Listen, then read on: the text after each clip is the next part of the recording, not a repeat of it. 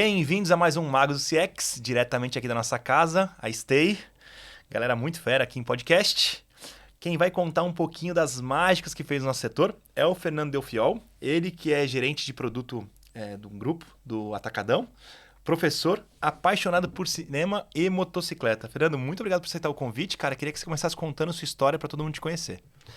Poxa, cara, eu que agradeço, estou muito honrado de estar aqui e agradeço também a audiência, aos seus ouvintes. Eu acompanho o teu canal já tem bastante tempo e é realmente um prazer. Poxa, falar um pouco da minha experiência é meio maluco, porque eu passei por empresas de áreas completamente diferentes, mas se eu for puxar a minha capivara lá desde o começo, eu posso dizer que eu comecei mais ou menos no call center, por conta daquele boom de telefonia, internet grátis. Isso acusa um pouco a idade, não sei se eu devia ter começado por aí. Mas eu dava atendimento para a galera que usava suporte discado de internet ainda, há muito tempo atrás. Né? Na época em que a gente teve expansão de telefônica vindo para o Brasil. E aí eu tive a sorte de, através dessa escola do call center, passar por empresas dos ramos de comércio eletrônico, antifraude, financeiro, educacional. E aí consegui dar um pulo em cada uma delas, meio que orbitando, como se fosse uma lua no entorno do planeta, orbitava em torno do cliente. No call center eu fazia o atendimento, efetivamente. E eu adorava resolver problemas, mas eu odiava ficar com o headset na cabeça. Odiava o controle de tempo, odiava alguém falando que estava demorando demais, porque acho que ali eu já percebi um pouco que você dá uma atenção diferenciada, faz com que o teu cliente volte, que é o que toda empresa deseja. Mas no call center, principalmente há 30 anos atrás, isso era extremamente controlado, né? Então, era mais difícil de se fazer. Mas passei por então instituições financeiras, agora estou no varejo e estou apaixonado de novo, né? Porque o atendimento no varejo é mais quente, né? Exige uma agilidade diferente. E mesmo estando no dígito do varejo, ainda assim a gente sente bastante a respeito disso. Muito bom, cara, muito bom. Você falou um ponto interessante, né? No passado, a ordem era para controlar os agentes para transformar eles em robôs no Exato. final do dia, porque você não tinha tecnologia para fazer isso, então você queria robotizar o processo. O legal é que hoje você tem automação, então aquilo que é uma automação, né, de fato, que é algo passo a passo, deixa para um robô fazer, Sim. e ele faz desse jeito super controlado e passo a passo, e beleza, e vamos dar mais autonomia para o humano. Aí sim você precisa do Para humano tentar. sendo humano, né? Exato, né? Para tentar automatizar algum processo em que seja humano, mas ele ainda assim tem que ser rápido, ainda assim tem que ser eficiente. Mas eu já ouvi até, acho que foi o Clóvis de Barros falando em um ou outro, porque agora a gente está tentando humanizar o humano, né? Porque a gente automatizou tanta coisa e criou tanto processo que os próprios atendimentos humanos a gente sente um pouco falta disso. E eu não sei se você já leu um livro que tem nada a ver com CX, mas que é a das 5 linguagens do amor. Já. Do Gary Chapman. Uhum. Então, a minha, para quem nunca leu, recomendo, é uma excelente leitura. Mas a minha é prestação de serviço. Então, como prestador de serviço nato de demonstrar gosto por ajudar as pessoas, isso dentro da área de atendimento ao cliente foi um grande alavanca para poder sair de lá já por cima, já encontrando minha carreira na área de gestão, porque no fim das contas eu pegava casos mais difíceis dentro do call center com pouco tempo de casa. Consegui ficar 6 anos trabalhando no atendimento ao cliente, que é algo difícil, né? A maioria das pessoas que ficam no call center não aguenta 6 meses, pelo menos a época atrás. E depois de bastante esforço, né, consegui colocar parte dessa cultura de ajudar a pessoa até o extremo, né, até dentro daquilo que a gente tinha de autonomia, para fazer com que o problema dela fosse resolvido. E aí tem N casos estranhos, assim, de brigas, né? Na internet, hoje em dia, a gente simplesmente tem um Wi-Fi em casa, é um único provedor, né? Mas na época você tinha que contratar 2, 3 empresas para poder fazer a junção desses contratos e aí sim você teria a disponibilidade do serviço. Quando tinha alguma dificuldade, você jogava um cliente para um lado, um cliente para o outro, cada empresa atendia de um jeito, e aí o meu time era muito responsável por juntar e falar, ok, você tem um problema? Eu vou resolver o problema. Nem que eu tenha que trazer outras pessoas de outras empresas aqui, mas a gente vai resolver. Isso era um nível 3 de atendimento, digamos assim. E aí dá muito orgulho fazer isso. Então acabou me levando para outros desafios. E aí trabalhei na Atento durante muito tempo. Saí da Atento e fui para o Mercado Livre. Lá no Mercado Livre, cara, A gente olha o Mercado Livre hoje, uma maior empresa de comércio eletrônico da América Latina, lá atrás tinha 300 pessoas aqui no Brasil.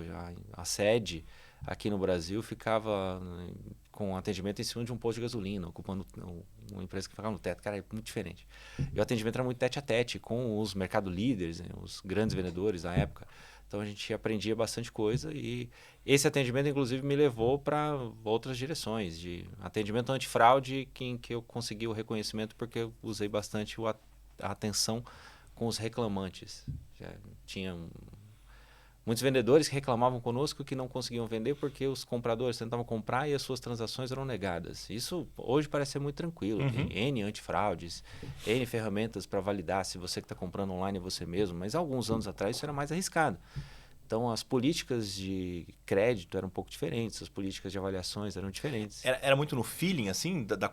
Você escutando a pessoa, era isso ou não? Era um pouco. Então, na verdade, as ferramentas de antifraude eram bastante rígidas, né? Porque a gente tinha um risco alto ali. Só que eu escutava a reclamação do cara do outro lado, né? Porque, como um marketplace 3P, tem um vendedor ali que está tentando vender. Claro. A compra dele iniciava e cancelava. E esse cara reclamava para mim. Falou, tô tentando vender uma coisa, não consegue. Vendedor. Exato. Você não tá me deixando vender, você tá me barrando. Você tá me barrando. E aí, quando a gente foi avaliar isso, eu falei, poxa, mas se a gente revisse essa política um pouquinho só pra gente fazer um teste AB, pra gente acompanhar. E eu comecei a dar muito pitaco na área de crédito e na área de fraude. Aí acabou que a gente... Que não era o seu papel. Não era o meu papel. O meu papel era cuidar justamente do relacionamento com os vendedores. No fim das contas, esses pitacos foram trazendo resultado positivo em volume de aprovação de venda. Cara, aprovou venda, aumentou receita. Maravilhoso. Então, a partir dali, os caras falaram que você não quer vir para fraude, não? Aproveitar e automatizar um pouco dos conhecimentos que você tem. Então, a gente começou a melhorar as políticas de avaliação e gerar satisfação das duas pontas, né? Porque o vendedor já conseguia entregar o produto que ele já tinha se comprometido e o comprador, efetivamente, não tinha que fazer N tentativas até ter uma aprovação. Então, isso foi muito legal. Fiquei um tempão lá no Mercado Livre até ir para um outro segmento completamente diferente. Fui trabalhar na Cato. Caramba. A Cato, que à época tinha o slogan, né? A Cato funciona. E realmente funcionava, né? Eles me contrataram por lá, inclusive. Acharam meu currículo, funcionou. Só que ela não funcionava. À época, né? Hoje, não sei, faz bastante tempo que eu não avalio, né? O LinkedIn meio que tomou conta, né? Pelo menos da parte onde se precisar de alguma coisa para uma rede social de network e emprego, o LinkedIn é a primeira que vem em mente. Mas à época a Cato funcionava. Para um nicho de clientes bastante específico, mas isso funcionava. E é um dos trabalhos em que eu tenho mais orgulho de ter feito parte, porque eu cheguei para assumir uma área que era comercial, totalmente avessa a parte de antifraude. Mas ali eu consegui emplacar uma coisa em que eu tinha ouvido falar, não sabia exatamente qual era o nome, mas que era meio que o Employee Experience. Tá bom. Quando a gente assumiu a equipe era pequena, tinha 14 pessoas para poder fazer a venda de retentativa de negociação. Você deve ter passado já em algum momento da vida daqui usar que usa Cato, 7 dias grátis. Acho que boa parte de quem está ouvindo aqui que já tem uma idade um pouco maior vai ouvir isso também. Mas esses 7 dias grátis a pessoa assinava, usava 7 dias e ia embora. E os colaboradores ficavam frustrados porque ele fazia uma venda e a venda não se convertia e a comissão era menor. Então, na área comercial, para esse nicho de clientes, quando ele usava esse período, ele voltava, a gente capturava esse cookie, ou essa informação, e tentava resgatar esse cliente para ele poder assinar novamente. Tendo a ferramenta de experimentar mais 7 dias ou não, mas o ideal é que ele fizesse uma assinatura. E a gente sempre falava, Cato funciona, Cato funciona, Cato funciona. Eu falei, tá. Só que eu tinha uma equipe bastante desmotivada, porque funciona, mas ninguém quer pagar. Então o cara só vai nos 7 dias grátis. Tinha o efeito do vendedor lá do Mercado Livre, eu tinha o efeito oposto. Eu faço uma venda, o cara não paga, eu não ganho comissão. Então a equipe estava bastante desmotivada com isso. E eu falei, cara, para eu melhorar minhas vendas, eu preciso melhorar a moral da equipe. Vamos ver como é que vocês estão de experiência. E aí é algo em que poucas empresas têm, às vezes, o cuidado, né? Vamos cobrar venda, vamos cobrar condição comercial mais agressiva, vamos cobrar meta, etc. Mas e como é que o teu funcionário está vendendo? Que condições que ele tem? Que ferramentas que ele tem? E a gente foi observar que os scripts não estavam adequados, as abordagens não estavam legais, as ferramentas de negociação, as alçadas de negociação com os clientes também não estavam bacanas. O cara, ou ele podia oferecer um produto que era muito barato, que não trazia comissão, ou ele oferecia um produto que era muito caro e o cliente não queria pagar. E às vezes esse cliente ele queria pagar, mas... Não tanto. E a condição comercial, à vista, não quero. Eu estou desempregado, vou pagar à vista agora com o quê? A única receita que eu tenho é meu fundo de garantia, que já está acabando. Que a gente percebia isso também, que tinha muito cliente que está desempregado, o primeiro mês ok, férias. Segundo mês, ele dava uma esperada, vou ver se o meu network me ajuda. O terceiro mês ele começa a ficar preocupado, ele começa a rever o currículo. No quarto mês ele está realmente procurando emprego. No quinto, se ele não achar, ele está desesperado, porque o fundo de garantia, o seguro-desemprego, perdão, vai acabar daqui a pouquinho. Então a gente pegava esse tipo de cliente e não entrava na realidade do cliente. E o colaborador também não. Então a gente começou a entregar para a equipe leads mais qualificados, uma estratégia de alçadas e negociações um pouco melhores. E aí contratei uma pessoa que veio do mercado de varejo também, de rua, né? Era um call center, onde a gente trabalhava na casa.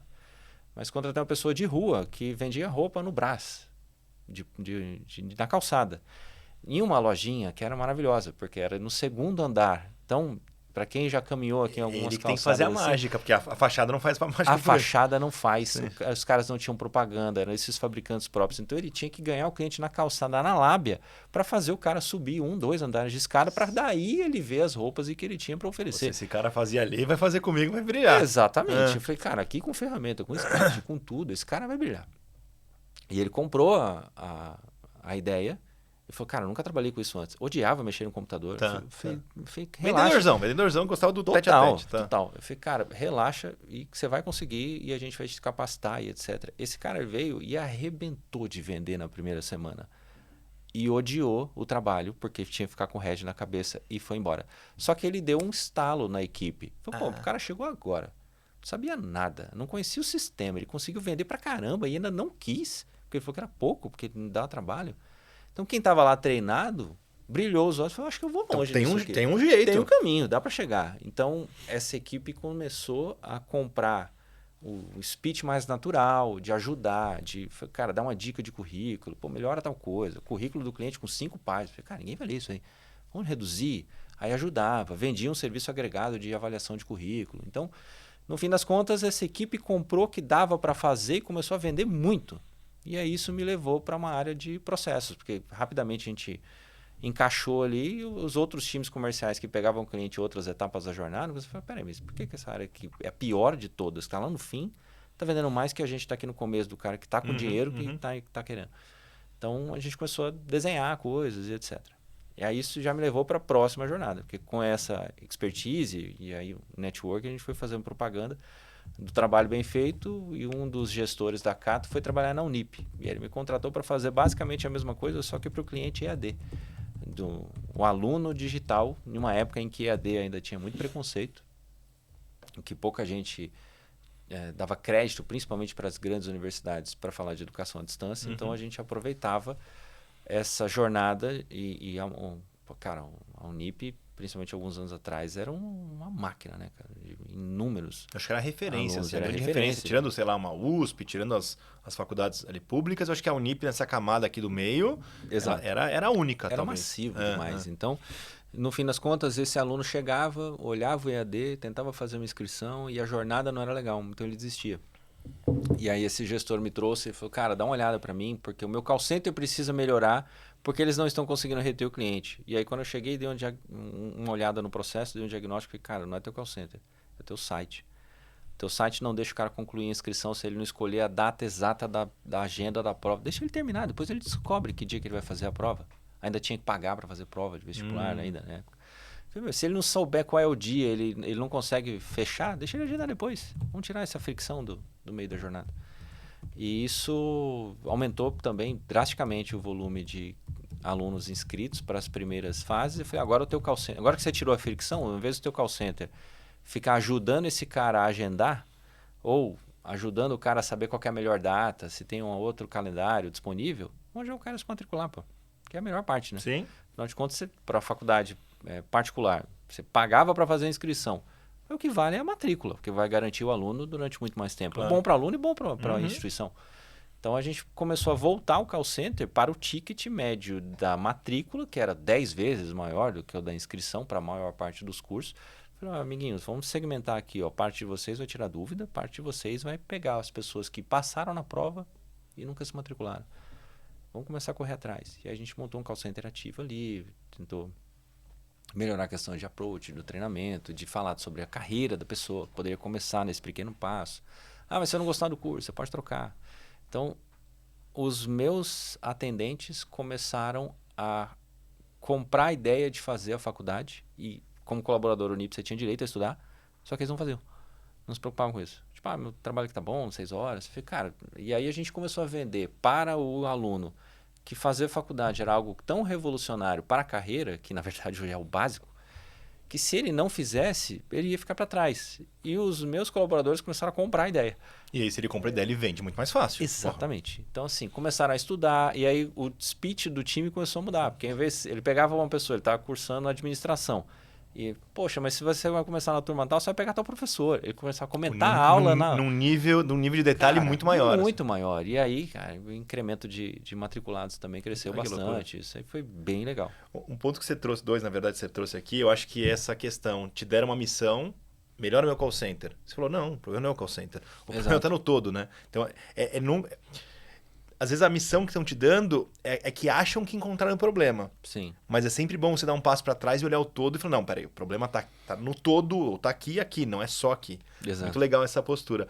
E um outro ponto do vendedor de roupa que você contou, é incrível como isso é verdade com o ser humano, né? Se você pega em esporte, sei lá, qualquer esporte, mas ninguém nunca tinha dado um 1080. Ninguém nunca tinha feito um saque viagem. Sim. Aí uma pessoa faz a manobra e aquilo que demorou 100 anos para alguém fazer, em 2 meses, mais 5, 6, 8 Todo pessoas... mundo vai fazer.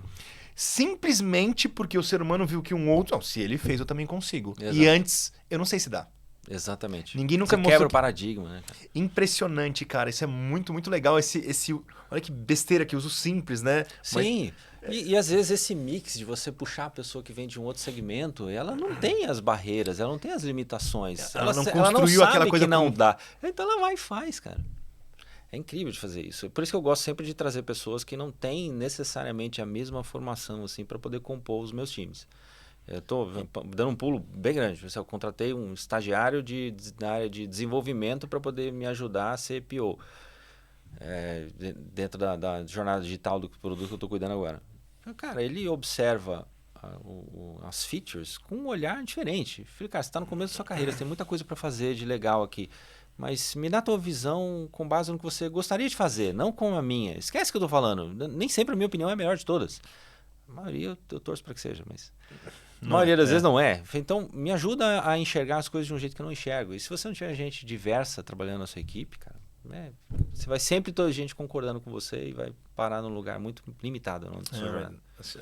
Adorei, assim, e acho que a própria experiência que você teve de viver vários mundos diferentes na empresa também te trouxeram essa visão. E eu acho que isso que é o grande valor que as pessoas enxergam em você. Sim. Cara, deixa eu trazer esse cara aqui que eu tenho um problema, não sabia onde tá. Mas Exato. eu não consigo enxergar, mas eu tô enxergando que ele vai conseguir enxergar. E é um desafio grande em que eu fui levado depois, saindo da Unip, eu fui convidado para ir para o Banco Carrefour. Lá, nunca tinha trabalhado em instituição financeira na vida, tinha medo disso. Só um parênteses do Carrefour.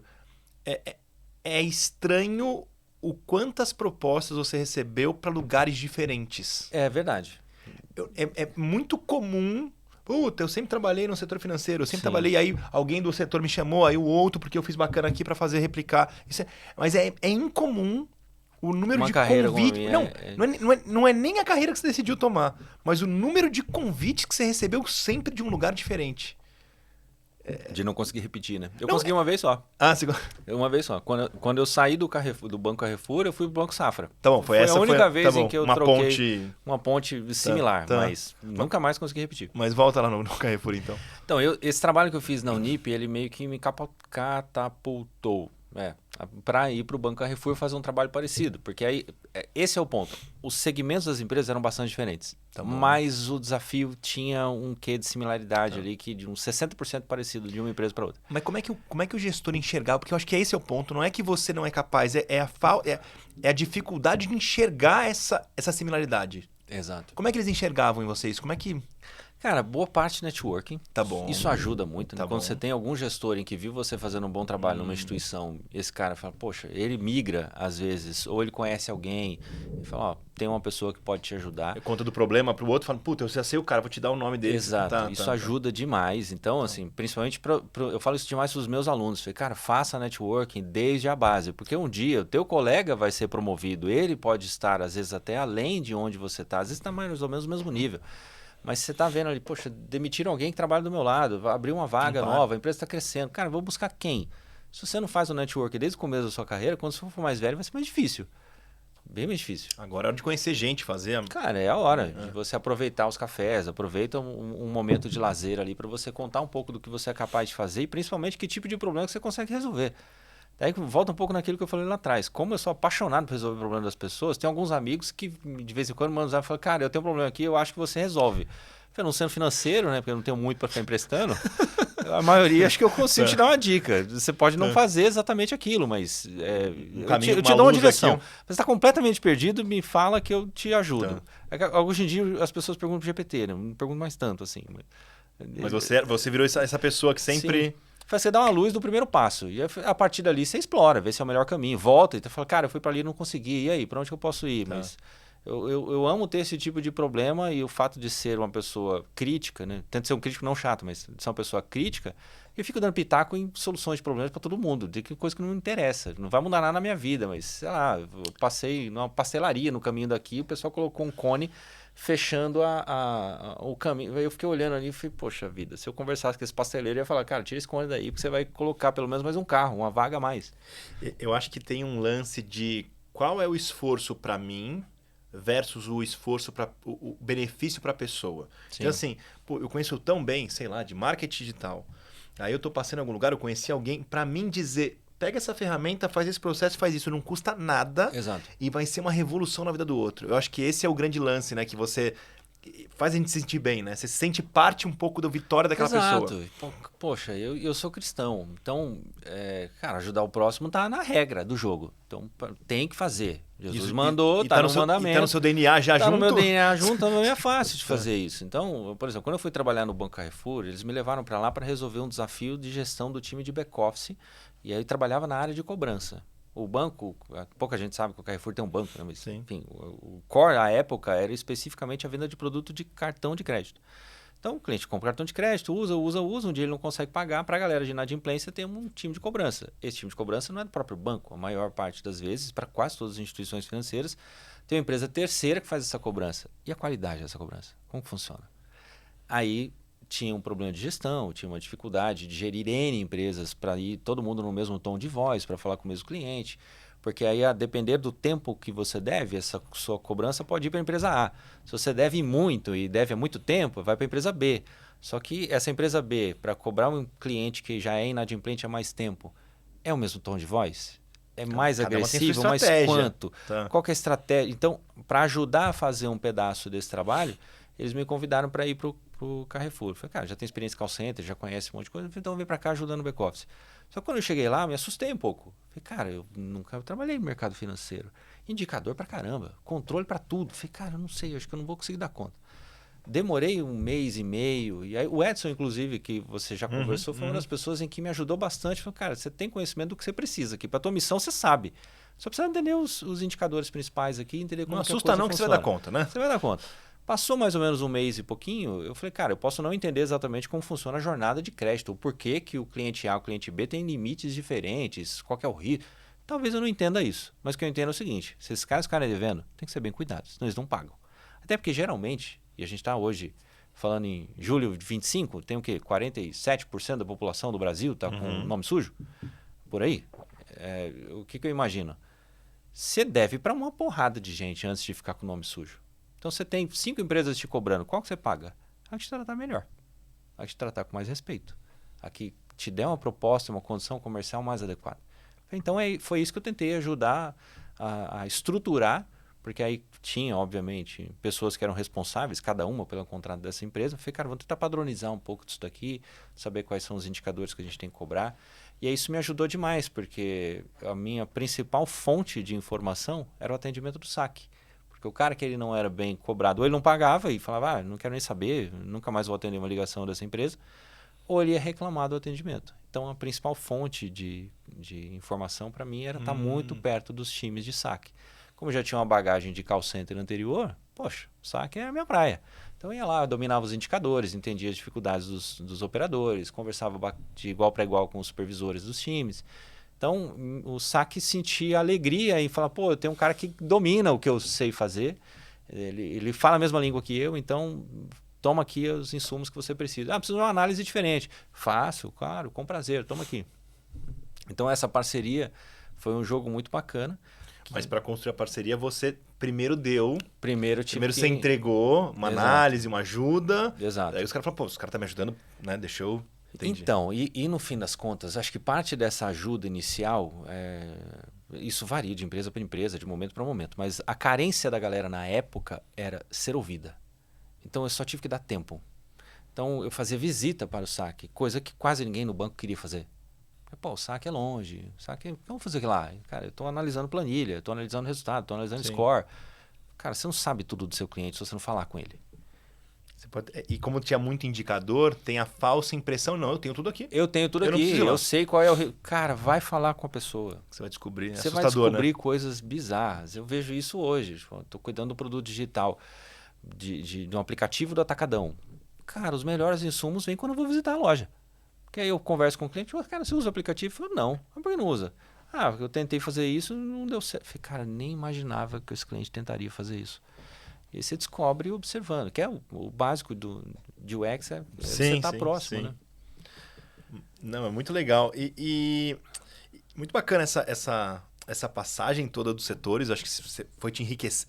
É engraçado como as coisas acontecem para a pessoa certa, no sentido de, puta, ele tem um perfil para fazer desse jeito. Acho que vai se encaixando, né? Acho que as pessoas vão vendo também o jeito que você é e as oportunidades vão aparecendo meio que preparadas para cada um, né? Sim. E aí, no meio do caminho, você decide virar professor. Como é que foi isso? Em que momento que você estava na carreira? Você sempre quis? Você anunciou? Foi uma coisa, um convite por acaso? Foi muito por acaso, cara. Muito por acaso. Na verdade, assim, eu sentia... Como eu falei, eu trabalhava na cobrança. Tá bom. Sendo cristão. Você estava no Carrefour? No Banco Carrefour. Tá. Isso me dava uma culpa. Porque você ligava para pessoas em que ela estava afim de pagar, mas ela não tinha condição de fazer isso. E aí você ouve as mais diversas histórias. Poxa, meus familiares morreram, eu tô com essa dívida, não sei o que eu faço. Minha mãe tá doente, eu tenho que escolher entre pagar vocês e comprar remédio. Perdi emprego, não tô conseguindo. Pô, fui mandado embora essa semana, não sei o que eu vou fazer. E aí eu ficava ouvindo gravações assim do cliente no saque ou do cliente sendo cobrado e o cara falava, não posso pagar. Obviamente tinha alguma situação ali que o cliente usava isso de desculpa, sim. Mas eu absorvia muito isso. E aí eu falei, cara, não é possível, eu preciso fazer alguma coisa para devolver um pouco disso. E aí eu comecei a me oferecer dentro da igreja onde a gente congregava, eu e minha esposa, que ela é quem controla as finanças da minha casa. Falei, cara, mas eu trabalho num banco, eu fico vendo essa situação, preciso fazer alguma coisa. E ela falou, cara, a gente tem algumas experiências aqui que a gente pode passar para frente. Tá bom. Então a gente começou a fazer palestras para os membros da igreja. Eu falei, traz amigo aí, se tiver com as economias da sua casa não estiverem legais, vem cá que a gente vai dar mais ou menos umas dicas. A sua mulher falando como gerir o dinheiro e você falando muito da cobrança, de, exato, de crédito. Cara, não cai no cartão de crédito se você não tem como pagar. Tenta ir mais ou menos numa direção de fazer uma gestão mais ou menos responsável. Se você está devendo para muita gente, como é que você vai fazer para limpar o nome? Uma coisa eu sei, o tipo de perfil que deu merda, porque eu pego tudo que deu merda. Ela ajudava, falava, olha, se você é assim que você faz para não dar errado. Aí a gente dividia a palestra quase no meio, fala assim, se deu errado, aí eu entrava e falava. Então isso foi me dando um pouco de... Eu já dava aula, sei lá, trabalhei, quando eu era adolescente, eu trabalhava dando aula de informática, etc. Mas não era tão legal assim. Só que essas pequenas palestras que eu fui dando nas igrejas, ela foi meio que me capacitando a perder o medo de falar para públicos grandes. Então, assim, chegou uma ocasião em que a igreja tinha mais de 1.000 membros. Então, era comum você falar para 300 pessoas de uma vez só. E alguns colegas que sabiam que eu tinha essa capacidade falaram, pô, você não quer dar aula para falar de alguma coisa que você trabalha aqui, lá na faculdade? Aquela questão de complementar horas, do pessoal que precisa fazer estágio, tem que ter hora complementar. Começou assim, uma palestra... Foi uma palestrinha boba. E aí eu fui convidado, cara, para fazer uma palestra para um grupo de contabilidade em que a preocupação do coordenador... Uma turma de contabilidade. Uma turma de contabilidade. A preocupação do Diego, foi o cara que me convidou, um abraço, Diego, baita profissional, que me fez o convite à época, ele falou, cara, essa galera tá preocupada com IA. Mas isso é, sei lá, 5 anos atrás. Essa galera tá começando a ler notícias sobre... Pô, que loucura, a gente... Talvez o mercado nem ouvia falar ainda. Não, a gente sabia que existia machine learning e tal, então, mas não tinha, né? Exato. O LLM ainda não estava tão famoso assim, mas a gente sabia que muita coisa de cálculo... Dá para fazer. Dá para fazer. Então o pessoal preocupa. Contabilidade, entendeu? Tá bom. Aí já fez esse match, eu falei, cara, assim, o que pra gente é essencial? Foi porque você pode saber fazer uma boa contabilidade, você pode até não ter, só que se você tem um cliente que confia em você, ele vai trazer os problemas para o seu robô, não para o robô do vizinho. Então, o que você pode fazer? Usar o CX como uma ferramenta de manutenção do seu emprego no futuro. E aí eu trouxe para essa turma alguns cases de automação, de serviços robóticos que atendiam a N funcionalidades. Falei, cara, mas o calor humano ainda não tem. Isso há 5 anos atrás, agora está começando a ter. Ainda não tem. O que vocês podem fazer? E aí fui trazendo cases de como que as empresas poderiam montar pequenos times para separar, ouvir o saque, dar atenção para o cliente, construir uma mini área jornada, de CX ali dentro. Uma mini área de CX. Falei, cara, você pode ser o embaixador de CX na sua empresa. Porque você certamente vai levar experiências de não interessa qual carreira que você está. E aí pode ser de administração, de RH, de logística, que tudo isso apareceu lá no EI, que eu já conto esse detalhe assustador para mim no dia que eu fui nessa palestra. Mas, cara, junta tudo isso, porque isso tem condições de diferenciar. Te diferenciar. E aí, assim, vai ter muita coisa que vai ser automatizada, mas a pessoa que conseguir levar o cliente a ter confiança na sua empresa, ela fica. E, no mínimo, vai virar gestora daqueles em que estão automatizando todos os processos. Perfeito. E aí? Só que esse convite ele foi meio obscuro, porque quando o Diego me convidou, eu falei, cara, é a turma de contábil. Na minha cabeça, 20 pessoas. De contabilidade, por chato pra caramba, vai ter 20 pessoas lá. Aí ele falou, não, a turma é um pouco maior, é a coordenação de contabilidade. Eu falei, tá, coordenação deve juntar 2, 3 salas. E foi mais ou menos com esse mindset. Tá bom. Quando a gente chegou no endereço, era um ginásio e tinham 980 alunos. Eles juntaram a coordenação de administração, coordenação de RH, coordenação de logística, coordenação de tudo quanto é curso. Dentro da faculdade. Dentro da faculdade. Falou, cara, vai vir uma galera fazer uma palestra aqui. Junta todo mundo. Todo mundo vai ganhar hora do mesmo jeito. E a galera era você, no final era... Não, tinham outros palestrantes. Tá bom. Já eu sabia que eu virou tinha... um evento, de repente. Virou um evento.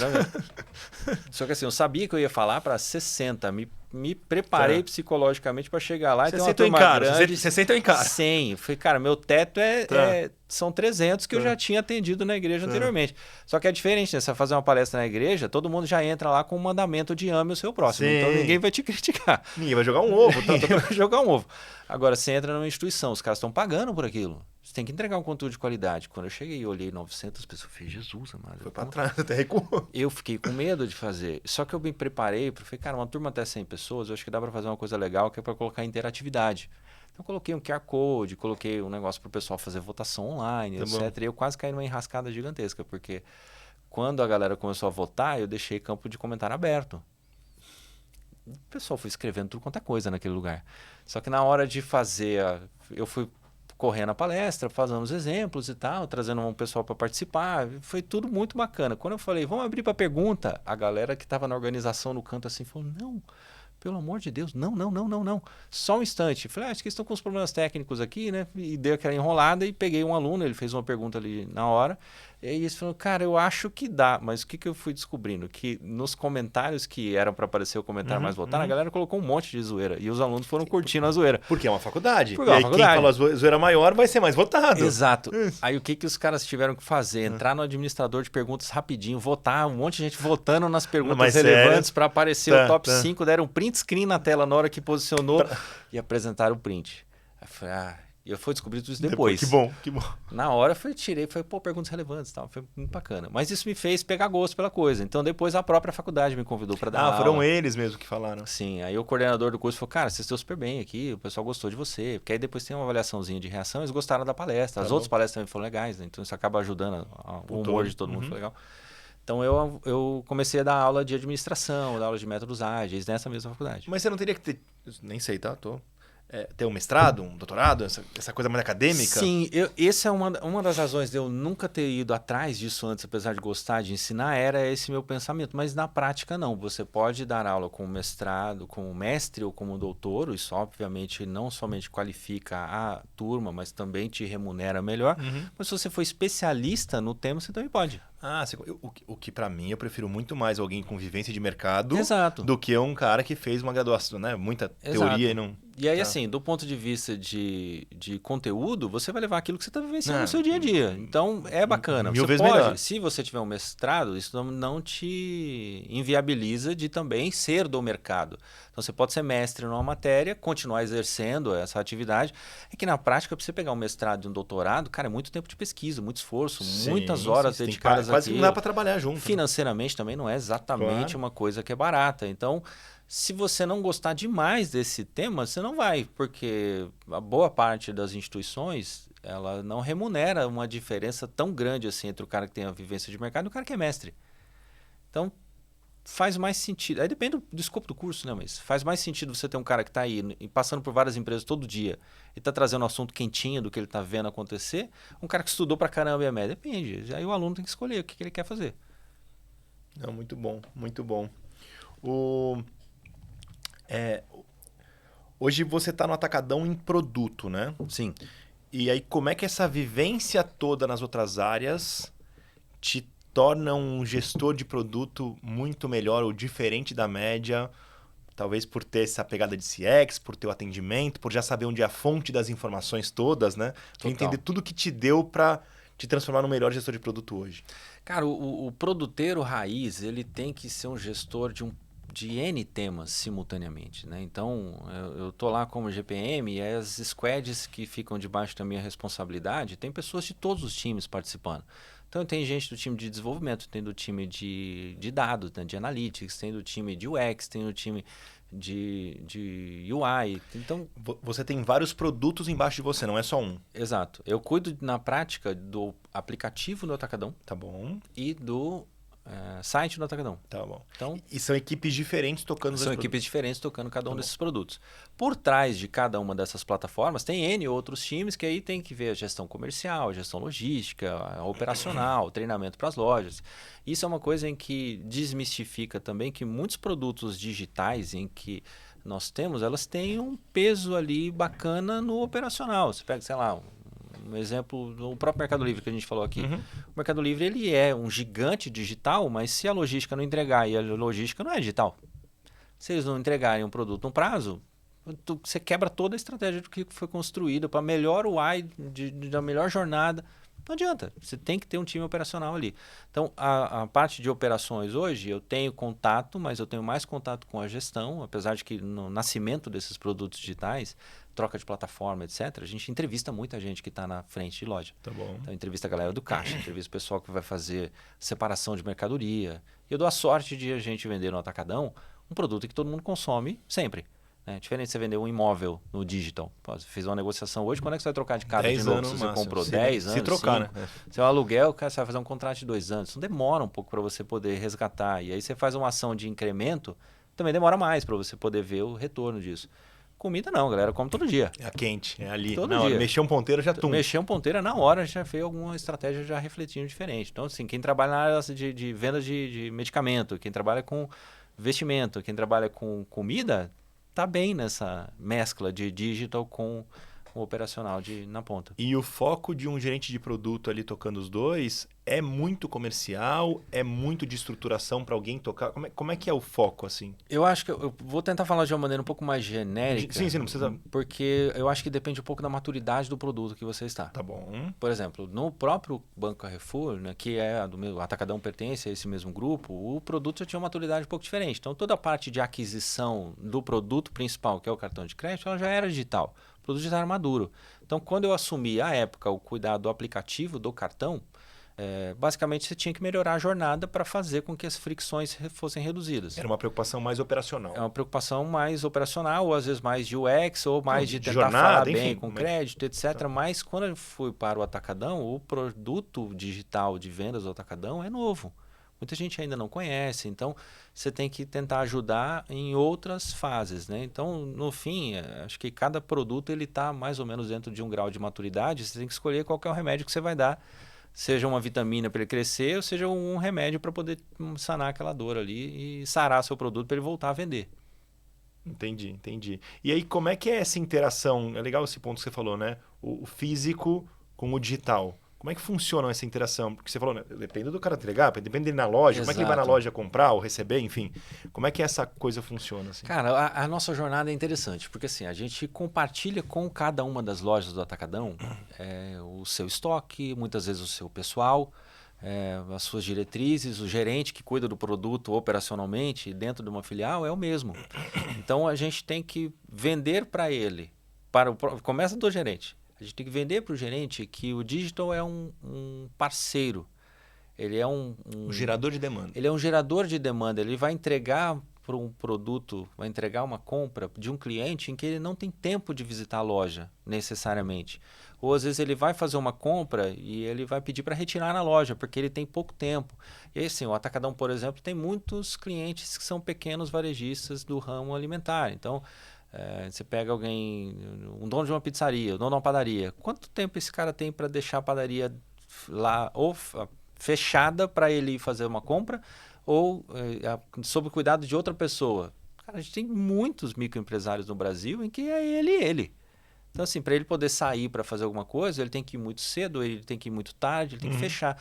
Então, no fim das contas, eu tenho que conversar bastante com o pessoal de loja para que eles entendam que, olha, o digital vai ajudar esse cara.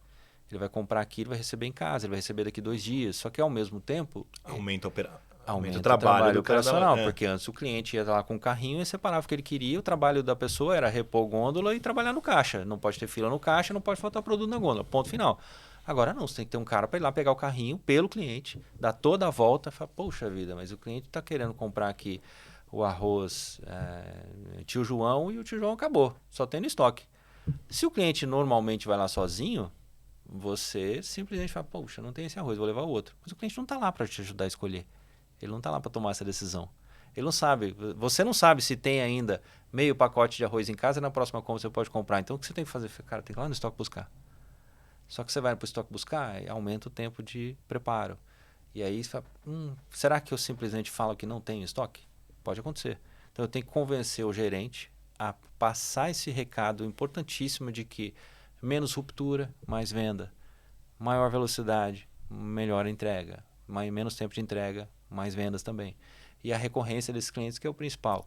E algo em que a gente incentiva bastante. O cliente que ele compra para retirar na loja, muitas vezes ele quer economizar o tempo. Mas se esse cliente é pessoa física, e principalmente se ele for casado, cara, ele nunca tem um item na lista para comprar. Para a galera que é casada que está me ouvindo aqui, aliás, um beijo para minha esposa Dália.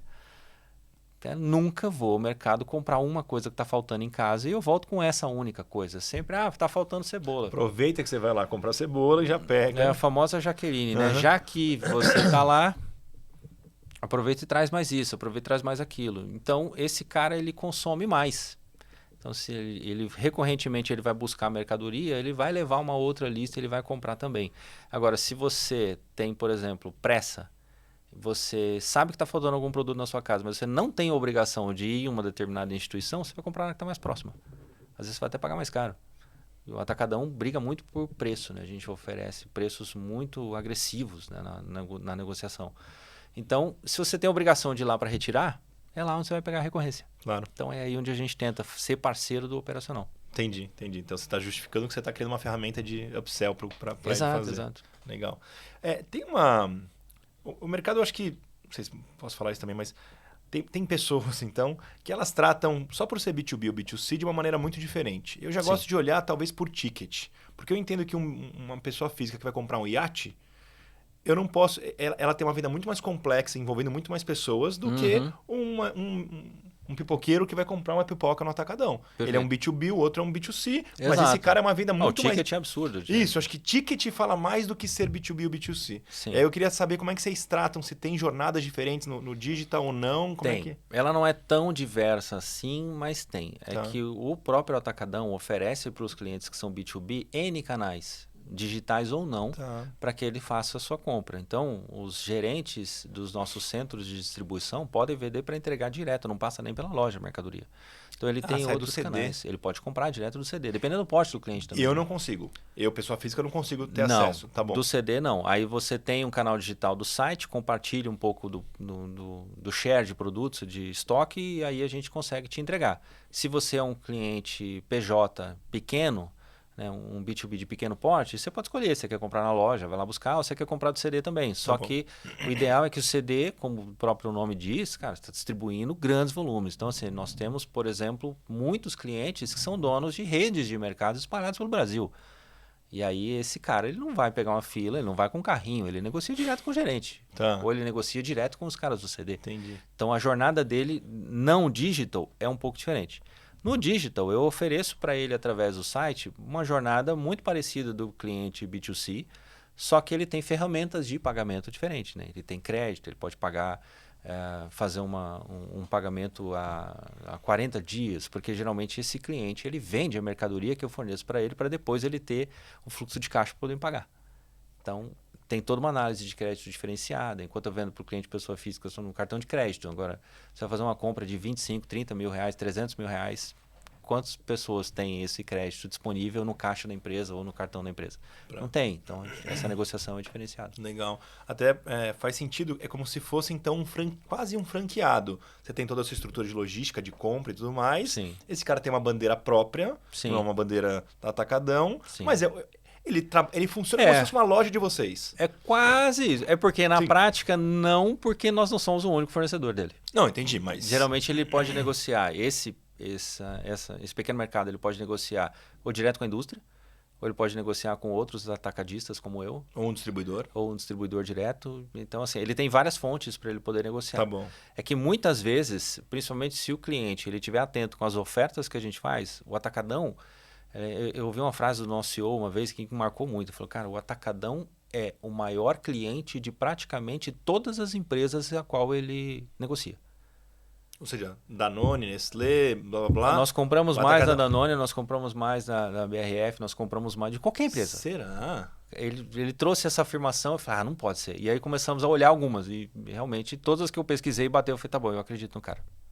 Porque Bom, eu trabalhei na indústria alimentícia por 2 anos, eu era estagiário em 2008 e 2010. E a gente tinha, porque ainda era junto, né? Era o Walmart, Grupo Carrefour. Sim. E Pão de Açúcar. Eram os 3 grupos. Sim. Mas depois eu não acompanhei as quebras de né, separação e não sei o quê. Sim, que aí virou Big, Walmart virou. Sim, enfim. Desmontando. Eu não acompanhei tudo isso. Então imagino que hoje deve ter mudado bastante. Mas eu sei que o modelo de atacado teve um crescimento absurdo, né? Sim, sim. E as negociações... Então, esse é o ponto. E às vezes a oferta em que nós fazemos para o nosso cliente, principalmente para o cliente B2B, ela é muito agressiva, porque nós, sendo o maior cliente da indústria, a gente negocia os melhores preços. Então, a gente repassa também o melhor preço.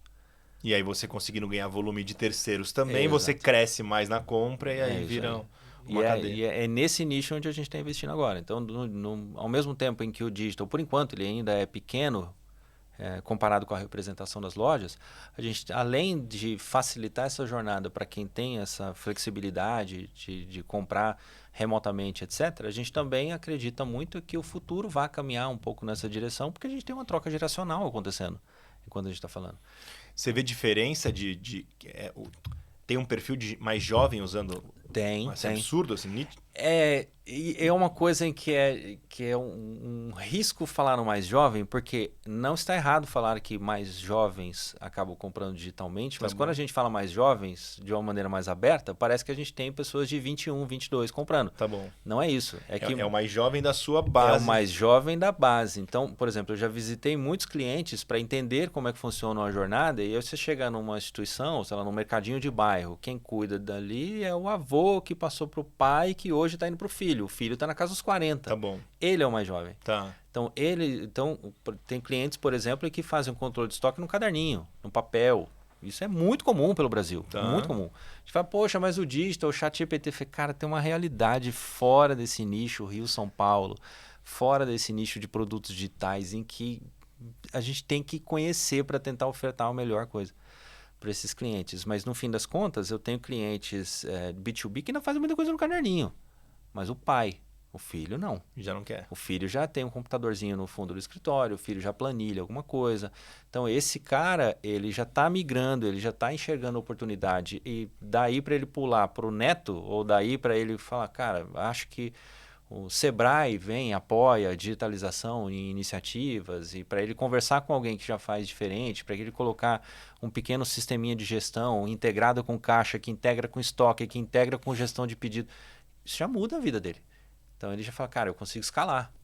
E aí a gente tem que estar preparado para receber isso digital também do nosso lado. Legal, tá acompanhando.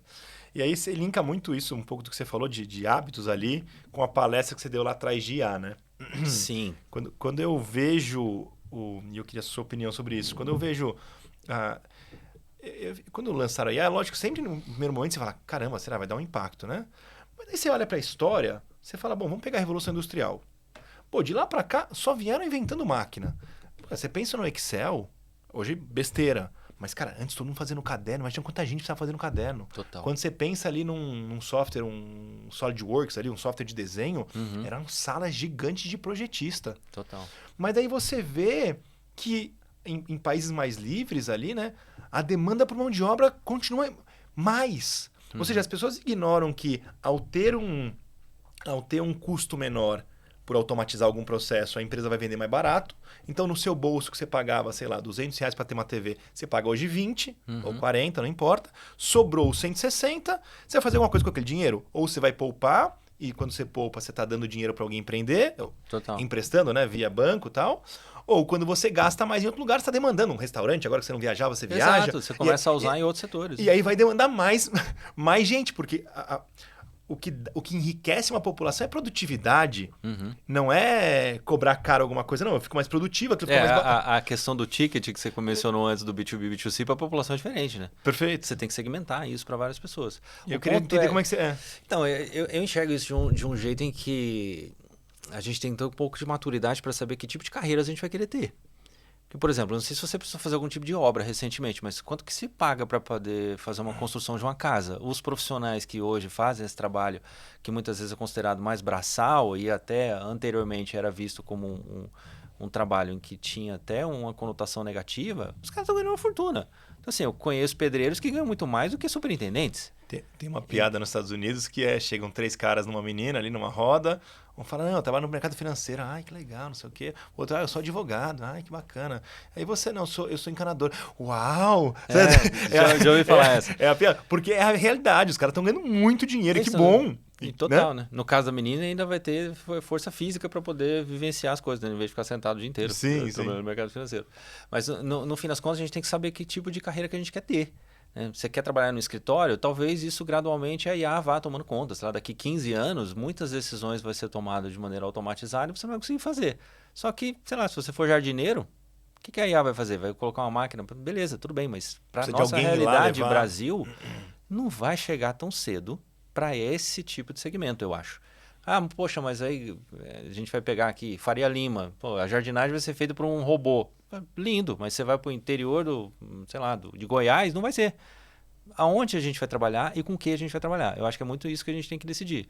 E é isso, naquela palestra lá atrás, eu tentei trazer um pouco isso para os nossos alunos. Falei, cara, vocês estão estudando logística. Vocês podem ser a pessoa que vai estabelecer, através de automação, a melhor rota possível. Talvez um robô faça isso para você. Mas talvez você possa gerir um time de entregadores. E esse cara tem que chegar lá com um sorriso na voz. Esse cara tem que chegar lá e se ele fizer uma rota frequente, né? Como acontece muito, os entregadores que vão levar produtos que eu compro no Mercado Livre, por exemplo, eles são os mesmos. Você já tem amizade com o cara do correio, tem amizade comigo. Às vezes eles chegam lá no horário em que a rota mandou ele passar e o meu condomínio não recebe mais mercadoria. Mas ele tem meu telefone. Então ele me liga, Fernando, desce aqui, você pode vir pegar? Eu desço lá e fico trocando ideia com o cara. É um tipo de relação cliente-prestador de serviço que é bem diferente do que a automação previu. Então, eu acho que a gente vai reaprender como trabalhar com a IA, como a gente teve que reaprender a trabalhar com as máquinas com a revolução. Tem um outro lance sobre isso, que é, se você falasse para alguém 100 anos atrás que existia uma profissão que ia te ajudar a fazer força, você é doente, não vai existir. E hoje tem personal trainer, shopper, nananã. Por quê? Você vai automatizando as coisas, o ser humano é um ser gregário. Ele precisa da relação a um. Então ele está valorizando mais o garçom num restaurante, a pessoa que ele troca ali, porque no ônibus não tem mais o cobrador. Sim. Então ele não tem mais aquela interação. Mas ele começa a sentir falta de interagir. Ele está o dia inteiro em casa, ele fica no computador. Então, não é igual, cara. Ele vai perdendo essa interação que ele tinha e ele vai demandando em outro lugar. As coisas vão ficando mais baratas, a gente deveria ficar mais... Conta para alguém o seguinte, só que alguém de 30 anos atrás, tá? Eu vou para a escola de motorista. E aí, quando eu preciso comprar alguma coisa, cara, eu peço para um cara ir buscar para mim lá, ele traz na minha casa umas coisas para mim. Se você falasse para alguém há 30 anos atrás, o cara, você é milionário. A regra do jogo já era diferente para esse motorista, porque a sua mãe falava, não ande no carro de estranhos. Hoje em dia você chama um estranho para te levar. Mas assim, se você contasse essa história para alguém, a pessoa fala assim, você é milionário. E hoje alguém que mora num bairro simples tem acesso a esse tipo de coisa. Ou seja, a automação ela vai chegando para todo mundo, ela vai mudando a vida de todo mundo, mas ela a necessidade humana continua.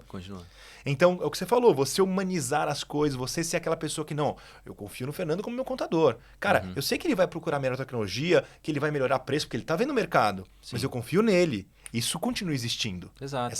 Então, acho que isso que vai mudar e as pessoas não viram que você já viu lá atrás como que era o caminho. Exato. E assim, cara, faz muito sentido. Porque, por exemplo, antes, quando você escolhia o seu barbeiro, né, homens, principalmente, têm uma relação de confiança.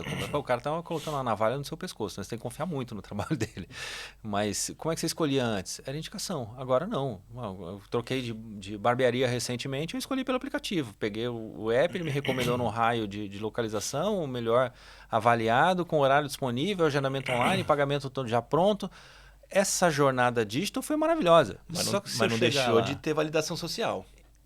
Porque antes da validação social, você confia em mim e eu tô confiando na pessoa. Tô transferindo minha confiança. Exatamente. Agora você tá confiando em várias pessoas que usaram e deram...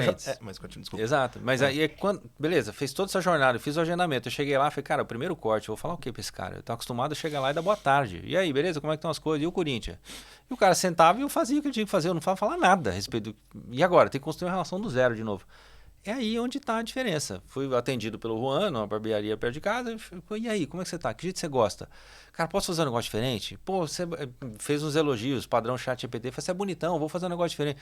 Eu já fiquei pensando, falei, cara, parece o GPT. Quando você pergunta as horas, ele, excelente pergunta. Vai chover amanhã? Nossa, incrível pergunta, esse questionamento. E aí eu falei, poxa, não, cara, faz o que você quiser. Vou sair daqui. Foi na pior das hipóteses, eu falei, vou fazer só a barba primeiro, se ele mandar bem. Beleza, se ele manda mal, eu corto a barba e daqui a pouco cresce de novo. O cabelo eu vou deixar tranquilo. Falei, cara, faz o que você quiser. Ele falou, beleza, vou fazer. Ele me explicou o processo, me explicou os produtos. Vou fazer isso aqui, mediu, botou uma reguinha, falou, isso aqui eu vou fazer desse jeito, isso aqui eu vou fazer assim. Ele foi te envolvendo. Ele foi me envolvendo no processo. Foi diferente, cara. Eu vi até um experimento uma vez de qual era o ticket médio que você cobrava. Acho que foi um experimento americano, não lembro qual foi a universidade que fez isso. De quanto que você cobraria, quanto você pagaria para um chaveiro. E aí eles pegaram o mesmo problema e foram chamando clientes diferentes para fazer a avaliação de quanto é que ele pagaria para resolver o problema de uma fechadura que não abria. Aí trouxeram um cara e trouxeram um grupo de clientes e falaram, cara, isso aqui é só isso aqui, abria. 1 minuto. O chaveiro mostrando como era simples. Não, é 1 minuto. Tá, beleza. Quanto você paga? Sei lá, $10. Aí trouxe um outro cara, ele ia, cutucava, chave de fenda, desmontava, meia hora. Quanto você paga? Sei lá, uns $20, $30. Aí trouxe um outro cara, ele veio, explicou, falou, a chave é assim, a chave é assado, você não pode fazer. Como é que tá a tua chaveira? Tá vendo? Sua chave aqui tá meio torta. Aí desmontou, lubrificou, foi contando tudo que ele fazia no meio da jornada. Foi demonstrando abriu a porta, o conhecimento fechou. Que ele precisava para. Exato. Ele foi mostrando, gente, não é tão simples, parece simples, tem tudo isso envolvido. Tem tudo isso aqui envolvido, né? Chegar e apertar o botão. Falei, como é que estão as outras portas da sua casa? Quer aproveitar e dar uma olhada? Olha o alinhamento disso aqui, a maçaneta, não sei o que. Quanto você pagaria? 150. E o serviço era o mesmo. E o tempo de solução da coisa é o mesmo. Só que em um você envolve, o outro você executa. Então, se você quiser uma carreira onde você vai ser um executor, você vai ganhar menos. Agora, se você envolve o cliente no que você está fazendo... E aí, eu tirei isso muito de lição para o que a gente faz hoje no digital. Por exemplo, se eu estou fazendo uma venda, eu tenho que falar para o cliente como é que está o status do pedido dele em todas as etapas da jornada. Se eu tiver a necessidade e a oportunidade de dentro da loja, de, puxa, alguma coisa está saindo um pouco do fluxo, liga para esse cara. Liga para o cliente, conversa com ele. Faz essa ponte. E aí o grande desafio é como é que você consegue escalar esse tipo de coisa. É difícil. Então a gente pode usar um canal digital, pode usar o WhatsApp para poder falar com o cliente, mas ainda assim você vai ter alguém escrevendo uma mensagem. E aí a IA vai ajudar um pouco a gente, né? Quando a gente detectar padrões de comportamento, seja de quem está fazendo a separação de uma venda, seja de quem está fazendo uma compra e às vezes desistindo dela, eu tenho que automatizar isso para tentar, da maneira mais humanizada possível, fazer um contato no canal mais acessível possível para esse cliente. E aí, lembrando, o Atacadão atende muito cliente CDE, né?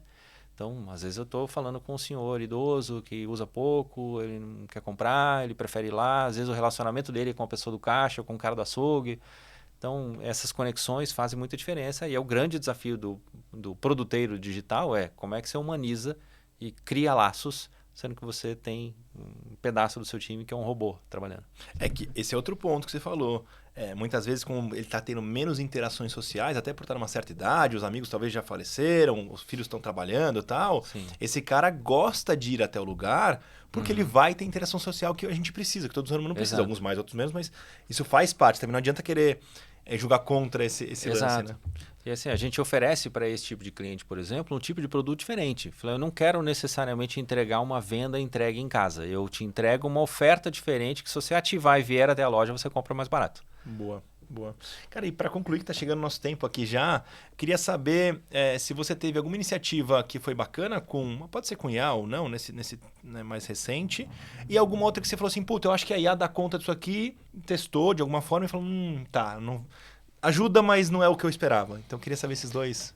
Cara, eu tive uma situação recente, porque assim, a indústria que disponibiliza os seus produtos para vender para a gente, elas têm todo um background de composição, de mercadoria, de descrição, da melhor descrição, a mais vendável e ao mesmo tempo a que mais atende às normas técnicas de você atender a Anvisa quando um produto é sensível e etc. E a gente, sabendo qual é o código de cada um dos produtos, né, o EAN de cada um dos produtos, fica, cara, acho que dá para IA matar isso daqui. Então, essa foi uma ação meio que de sucesso em que rolou para o grupo inteiro, onde antes tinha um time que fazia curadoria disso. A gente automatizou e agora a gente vai buscar nas fontes do fabricante, descobre mais ou menos quais são todas as especificações técnicas ou não daquele produto, se tem alguma regra de venda e etc. Busca na Anvisa qual que é a lei e junta tudo isso e a gente agrega para tentar disponibilizar isso para o cliente. Então, aí, sucesso na IA. Ou seja, o trabalho de ficar construindo produto a produto no Exato. site, descrição... Não, isso já foi. Legal. E deu super certo. Deu super certo. A gente também tivemos algumas iniciativas de sucesso a respeito daquilo em que acho que principalmente para o teu público já é mais normal, que é a automação da parte de atendimento. Então, colocando alguns botzinhos de retenção, identificando qual que é o status do seu pedido, qual é a situação da sua compra, o que eu preciso fazer para cancelar, como que eu faço para devolver, qual que é a loja mais perto, até que horário fica aberta. Então, tudo isso a IA consegue responder com bastante facilidade. Onde a gente não teve muito sucesso com a IA foi... e eu entendi os resultados de algumas análises bastante enviesadas, e a gente está avaliando qual a melhor ferramenta para poder utilizar, é tentar avaliar padrões de comportamento dentro do funil, de jornada, do cruzamento de N origens, né? Porque antes, sei lá, um tempo atrás, você olhava para o varejo, principalmente digital, é um cara que ele fica sabendo da sua empresa, ele entra, ele visita, ele põe no carrinho, ele faz uma jornada meio que funilzinho mesmo. Agora não dá, cara. O cara ele usa para consultar a qualidade, ele usa para saber se tem presencial, ele usa para fazer comparativo de preço, ele usa porque ele foi acionado pela rede digital. Então tem um emaranhado de origens diferentes em que na maturidade em que nós ainda estamos para esse produto especificamente, ainda não consegui ter sucesso usando IA para poder me trazer insights. Mas você acha que é falta de informação que não está sendo medida ou ainda o motor, vamos dizer assim, ainda não... Eu acho que ainda falta um pouco de informação e pelo fato do meu produto ser relativamente novo, eu tenho menos massa para treinar. Para poder treinar. Legal. Então, isso atrapalha um pouco. E até porque, enquanto a gente está fazendo essa construção, enquanto a gente está fazendo essa análise, eu não tenho um produto estático, né? Então, poxa, a jornada mudou. A jornada mudou e enviesa o resultado. O passado já não serve. O passado já não serve. Então, assim, a cada 2, 3 semanas, eu estou soltando uma novidade no site, que às vezes é um botãozinho que a gente troca de lugar, uma cor de um aviso que muda de lugar, e isso faz a conversão aumentar ou cair. E como a minha base é pequena, então a IA se perde todinha na hora de cuspir um resultado. Né? Ou seja, tem que olhar o passado e ela acompanhar o que está sendo feito para ela tentar prever. Com essa mudança do botão, o que vai acontecer, o que vai... Aí a gente ainda está apanhando um pouquinho. Realmente... Então, assim, massivamente, eu acho que produtos em que tem uma escala muito maior, e aí eu acho que é para essa direção que possivelmente o próprio atacadão deva se direcionar, é na avaliação de comportamento do cliente da loja física. Porque eu tenho milhões de transações no mês. Então é muito mais. E elas são um pouco mais fechadinhas, né? Tá mais encaixado. Entra, Então, compra, caixa. Né? exato. Então, assim, qual é o produto mais comprado em determinado horário por determinado tipo de perfil de pessoa? E aí a nota fiscal paulista acaba ajudando a gente a entender, né? Qual Porque o cara se promoção? identifica. Né? Qual promoção trouxe mais gente para a loja na Exato. quarta-feira? Então, arroz da Exato. quarta-feira faz mais sentido do que o óleo na... Não, e Enfim. mais do que o arroz da quarta faz, porque muitas vezes a nossa empresa ganha no preço. Então, o arroz na quarta promocionado vai bem. Qual produto ele vai levar além do arroz? Aí o cross é que faz a diferença. Tá, E aí a análise do comportamento. O Fernando comprando às quartas-feiras costuma levar e se o Fernando vier numa quinta, ele está comprando carne, ele vai levar mais o quê?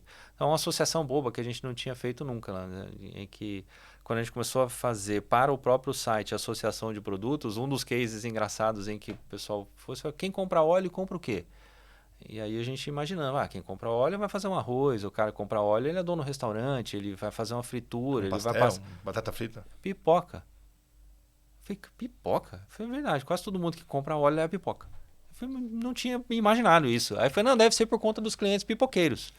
E aí se tiver, às vezes, isso acontece também. Como massivamente a gente também faz algumas vendas de grande impacto, às vezes aquele produto especificamente ele enviesa o resto da base. Aí eu tenho que voltar e fazer uma análise lá e tentar... Tirar os outliers ali. Fazer, exato. Então acontece. Tinha uma história engraçada que era da fralda da cerveja, né? A mulher pedia para o homem buscar a fralda, ele comprava a cerveja junto. E aí nunca tinham feito a associação, até o dia que entenderam isso, começaram, em uma época, a colocar lá junto. Tinha uma história bem antiga na indústria. Então, e ela funciona. E a gente tem algumas situações sazonais também, sem querer tomar tanto teu tempo assim, mas no fim das contas a gente vê, por exemplo, quando a gente teve a tragédia no Rio Grande do Sul, o produto mais vendido no site foi água. E na sequência, quando a gente teve... falei, pessoal, parem de mandar água para cá. Porque teve uma situação dessa em que o pessoal falou, a gente precisa de outras coisas, precisa de produtos de limpeza, etc. O top de venda foi papel higiênico.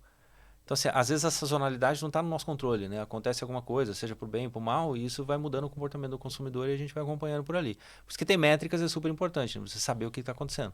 E a consolidação disso tudo na IA, muito em breve, vai começar a gerar frutos bem interessantes para a gente. Boa. Fernando, muito obrigado, cara. Foi excelente, assim, muito legal conhecer essa carreira tão, a princípio, diferente, mas que quando você aprofunda um pouco faz muito sentido e tem muito um propósito do seu jeito, né, de demonstrar amor, inclusive como você falou no começo, e os papéis que você foi fazendo e como você foi conseguindo crescer e, usando inclusive o seu perfil para conquistar as pessoas que você precisava para chegar no resultado. Muito bacana cara, muito obrigado. esse dominó todo. Muito contente, é uma conversa muito boa, cara. Valeu, obrigado.